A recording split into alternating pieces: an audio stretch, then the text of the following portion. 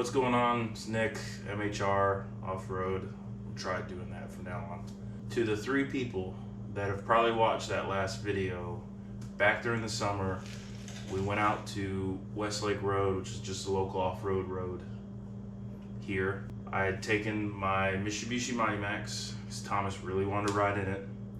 My wife took her Jeep, Christian went with us in his truck. We made a short video. I'll try to link that somewhere, because maybe it'll make people go watch it. In that video, I thought I'd be nice and I'd let Thomas drive it. Well, Thomas says because I didn't tell him be careful, he really sent her home. While he was driving, it got stuck in second gear. In that same video, I attempted to just drive it home in second. Thomas suggested getting the trailer. I didn't feel like getting the trailer. I tried doing it. I'm also impatient. So on the drive going 10, 15 miles an hour, I got impatient and I thought, hey, I'll hook a chain to it and I'll have my wife tow me in the Jeep. Things have changed. I was going too slow, so I'm dangerously just hooked to Kelly. I don't think my clutch cable is adjusted properly, so when I have the clutch pedal pressed in, I still think there's just a little bit of pressure still on it. So driving home, we made it pretty far. On that drive, about 5 minutes from the house, havoc just broke out. Clutch completely exploded. Here's some pieces of it. Smells very good. So I had to remove the transmission to get into here to get it out of second gear. I had to fiddle around with some things, get it back shifting around, and then obviously since I had it out and the clutch exploded, decided to put a new clutch in it. So this isn't really going to be a how-to video. It's just going to be more of a, I guess, informational video for anybody that's interested in looking. So I'll get it set up right here and then I'll show you. All right, so here's the bell housing. Here's your throttle bearing in the system. I have the cable clutch, not the hydraulic clutch because I'm poor. So the way it kind of works here is it's just this pitchfork that actually pushes the throttle bearing forward. You have these 2 pins that are slotted on both sides. They just kind of click into the back of the fork, and that's what keeps the throttle bearing on. That's pretty much it when you're just changing the clutch. I mean, I would check all these things, and obviously I had a lot going on because my clutch completely exploded, but that's really it as far as the transmission piece goes on what you're swapping out. I can show you where the shifter plate is, kind of what it looks like from down here, as well as the transfer case bracket, and then take you guys up under the car. All right, so here's the top of the transmission. You have these 4 bolts. That's where the plate for the actual shifter goes, and then you have these 3 for the 4-wheel drive. You do that from inside of the vehicle. Right there, there's the hole. There's my levers I just got sitting in here out of my way. And then this is the 4-wheel drive bracket. It's on the back of the transfer case.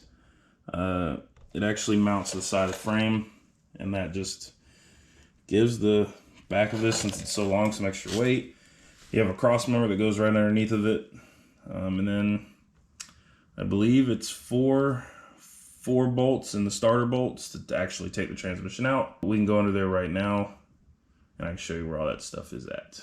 All right, so here we are up underneath. I already put the new clutch in, got it mounted up, wiped the flywheel down with some emery cloth, torqued the 6 bolts around, crisscrossed them to 12 to 14 foot-pounds. There is just 4 bolts that holds the actual bell housing to the back of the engine. You have the 2 bottom ones and the 2 top ones. Then I have my starter sitting here. I'm gonna put a new one in and take advantage, but your starter is right here. This is the bottom bolt. You can kind of see the housing for it, but this is the bottom bolt and the top bolt is up there. And then you have the normal battery wire on the front with the trigger wire, and that's the starter. But pretty much this is just what it looks like. To actually take it out, you know, I had to remove the front and rear drive shaft, these 4 bolts, and it's a slip yoke in the front, and then on the pumpkin in the rear, there's 4 bolts and a slip yoke in the transfer case. Took those out, got the starter off. I unbolted my shifter cable from the side of the bell housing. Disconnected one ground wire that was right here on the bell housing. Disconnected the speedometer cable, disconnected the backup and the reverse lights wires, as well as a sensor plug. I'm not exactly sure what it goes to. And then I supported the transmission, and then I took the cross member down, and then the bracket on the side of the transfer case that mounts to the frame. And then I was able to lower the transmission, and I can show those places now. Okay, so further back, this is the mount that the transfer case bracket sits on, just the very back of the transmission. Here's the 4 wires for the reverse and 4-wheel drive light, as well as this plug that I'm not sure what it goes to. And then the actual speedometer cable just threads into the back of the transfer case.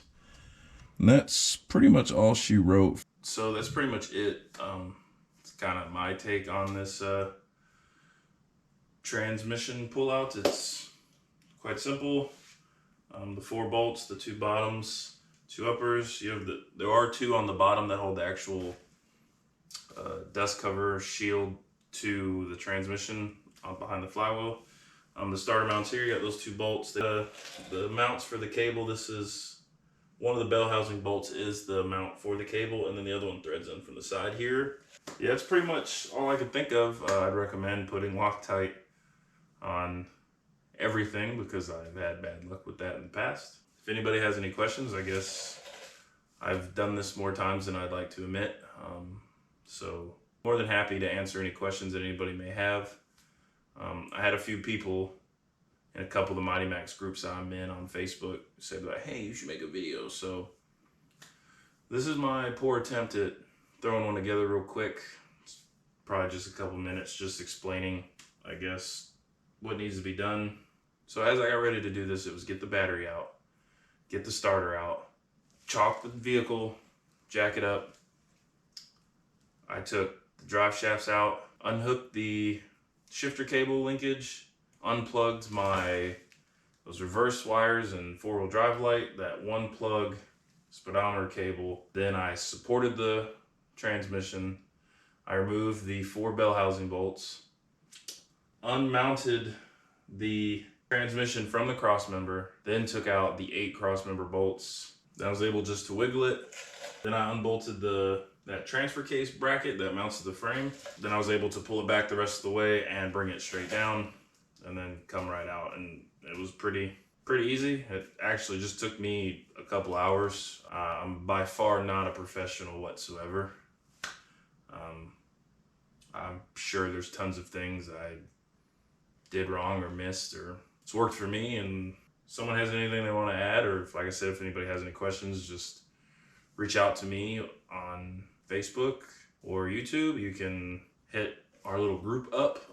MHR Offroad is the group I'm trying to build up. And if you guys want to see more of the Max, I guess let me know. I mean, I used to do a lot of stuff to this when I first got it. I was kind of doing all kinds of things. It was spray paint. I tried getting all of it off. This door is, for some reason, I cannot get that paint off. So the rest of it still looks bad, but not as bad as this door.